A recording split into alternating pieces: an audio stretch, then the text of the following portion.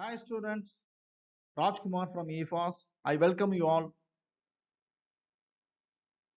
Today we are going to see the topic about government opportunities available in front of us. So, நிறைய மாணவர்கள் நம்மள்ட்ட கேட்க question என்னன்னா, நாங்க எக்ஸாம் ப்ரிப்பரேஷன்லாம் நாங்க பண்ணிடுறோம் சார். பட் எங்களுக்கு என்ன ப்ராப்ளம் இருக்கு அப்படின்னா, நாங்க எக்ஸாம் நோட்டிபிகேஷன் என்னென்ன ஆப்பர்ச்சுனிட்டிஸ் எங்களுக்கு வந்து அவைலபிலிட்டா இருக்குங்கிறதே எங்களுக்கு தெரியல. ஸோ அதை பத்தி நீங்க எங்களுக்கு சொல்லுங்க அப்படிங்கும்போது எங்களுடைய குழுவை நாங்க ஒரு ஒன்னா சேர்ந்து இப்ப நம்ம என்ன பண்ணலாம் அப்படிங்கும்போது கவர்மெண்ட் ஆப்பர்ச்சுனிட்டிஸ் என்னென்ன அவைலபிலிட்டி இருக்கு அப்படிங்கறத வந்து ஃபர்ஸ்ட் மாணவர்களுக்கு தெரிவிக்கலாம் அப்படிங்கிற தொடர்ச்சியா தான் இந்த வீடியோ நம்ம ஆரம்பிச்சிருக்கிறோம். ஸோ இதனுடைய முதல் நோட்டிபிகேஷன் நம்ம என்ன இருக்கு அப்படின்னு பாத்தீங்கன்னா union public service commission civil service examination அப்படின்னு சொல்லக்கூடிய ஒரு எக்ஸாம். அதை நம்ம வந்து நம்ம ஜென்ரலா நம்ம என்ன சொல்றோம், யூபிஎஸ்சி ஐஏஎஸ் எக்ஸாம்ஸ் அப்படிங்கிற ஒரு ஜென்ரலா நமக்கு சொன்னா நம்ம எல்லாருக்குமே தெரியும். ஸோ ஐஏஎஸ் எக்ஸாம்ஸ்ல என்னென்ன பேசிக்ஸ் இருக்கு, அதனுடைய குவாலிஃபிகேஷன்ஸ் இருக்கு என்ன, அதுக்கு நம்ம என்ன மாதிரி ப்ரிப்பேர் பண்ணணும் அப்படிங்கிற டீடைல்ஸ் தான் நம்ம இன்னைக்கு பார்க்க போறோம் இந்த வீடியோல. அடுத்த வருடம் அதாவது 2021ஆம் ஆண்டுக்கான நோட்டிபிகேஷன் எப்ப ரிலீஸ் ஆக போகுது பாத்தீங்கன்னா 10/2/2021. ஸோ உங்களுக்கு நோட்டிபிகேஷன் ரிலீஸ் ஆக போகுது. அதனுடைய last date of receipt of application எப்ப இருக்க போகுதுன்னா 2/3/2001. ஸோ இது முடிஞ்சதுக்கு அப்புறம் நீங்க பாத்தீங்கன்னா டேட் ஆஃப் எக்ஸாமினேஷன் ப்ரிலிமினரிக்கு எப்ப இருக்க போறாங்கன்னா உங்களுக்கு ஜூன் 27ஆம் தேதி ப்ரிலிமினரி எக்ஸாம் நடக்க போகுது. ஸோ 2 பேப்பர் இருக்கும். மார்னிங் வந்து பேப்பர் 1 அண்ட் ஆஃப்டர்நூன் பேப்பர் 2 நடக்க போகுது. ஸோ இதுல வந்து நீங்க முடிஞ்சதுக்கு அப்புறம் பாத்தீங்கன்னா அடுத்து உங்களுக்கு என்ன எக்ஸாம் இருக்க போகுது, date of examination mains exam நடக்க போகுது. ஸோ செப்டம்பர் 17ஆம் தேதி. அடுத்து இதனுடைய தொடர்ச்சியா இன்டர்வியூ எப்ப நடக்க போகுதுங்கிறத நாங்க இன்னும் அடுத்து வரக்கூடிய வீடியோஸ்ல அதுக்கான எக்ஸாம் டேட்டும் உங்களுக்கு இன்டர்வியூ டேட்டும் எங்களுக்கு நான் உங்களுக்கு கொடுத்துருவோம். இந்த யூபிஎஸ்சி சிவில் சர்வீசஸ் அப்படின்னு சொல்லக்கூடியதுல பாத்தீங்கன்னா மொத்தம் ஒரு 24 வகையான சர்வீசஸ் இருக்கு. ஸோ அதுல Indian administrative service, Indian foreign service, Indian police service, Indian postal and telegraph services, அடுத்து Indian audit account services, Indian revenue services group A, Indian defence services, Indian revenue service IT, Indian ordnance factory services, Indian postal services, Indian Civil Account Services, Indian Railway Traffic Service, Indian Railway Account Service, Indian Railway Personal Services, Post of Assistant Security Commission Railway Protection Force, Indian Defense Estate Service, Indian Information Service, Indian Trade Services, Indian Corporate Law Services, Armed Forces Headquarters Civil Services, Delhi, Andaman Nicobar, Lakshadweep, Daman and Diu, and Dadra and Nagar Haveli Civil Services, Delhi, Andaman Nicobar, Lakshadweep, Daman and Diu, Dadra and Nagar Haveli Police Services, Pondicherry civil services.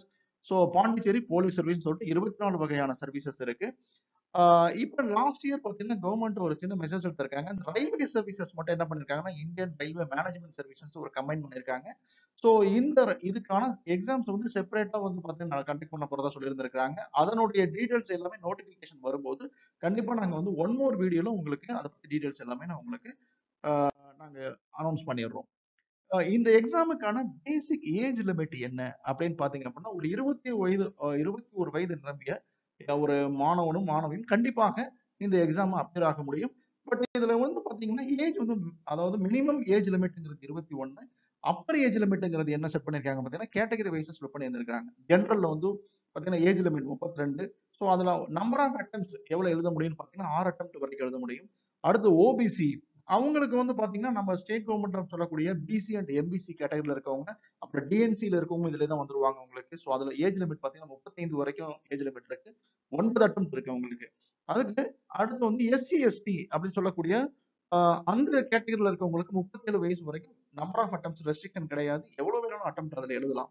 அதற்கு அடுத்த category என்னன்னு பாத்தீங்கன்னா defence service பர்சனலுக்கும் disable கேட்டகரியில இருக்கவங்களுக்கும் 35 வயது வரைக்கும் age limit இருக்கு. ஒரு நம்பர் ஆஃப் அட்டம்ப்ட் 9 அட்டம்ப்ட் கொடுத்துருக்காங்க.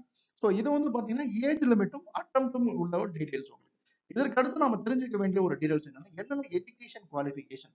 நீங்க எந்த டிகிரி எனி ஒன் டிகிரி நீங்க வந்து from recognised university either regular மோடாக இருந்தாலும் சரி இல்ல உங்க டிஸ்டன்ஸ் மோடா இருந்தாலும் you are eligible to write an examinations.